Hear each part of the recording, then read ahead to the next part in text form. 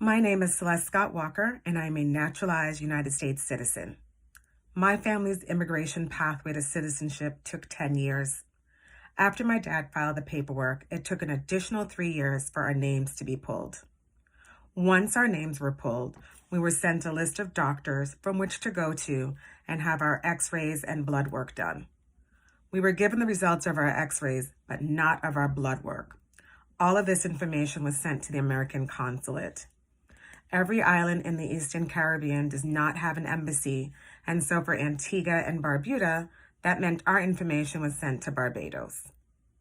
When I think about not being able to see the results of our blood work, I guess the rationale is that if we had had a certain disease, we wouldn't be let into the country. Once our medical records were approved, we flew to Barbados as a family and were given a sealed envelope with our green cards in it.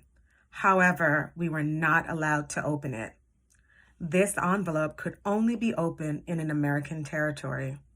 For that, we flew to St. Croix in the United States Virgin Islands because we didn't yet have the funds to come to America directly. My dad found work in St. Croix, and I started school.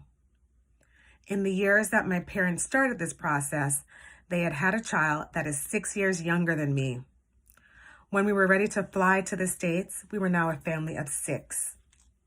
Because the United States Virgin Islands are an unincorporated territory of the United States, my baby brother was considered a citizen of the United States and would not have to go through the process of naturalization with the rest of the family once we arrived in Connecticut.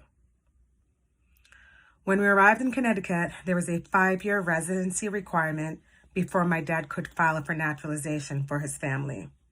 We lived with my uncle and his wife during this period.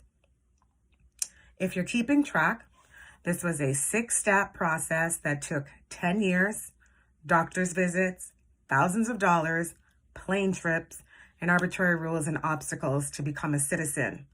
The motivation from my parents was that their Black children would be citizens of this country and have the protection of the Constitution.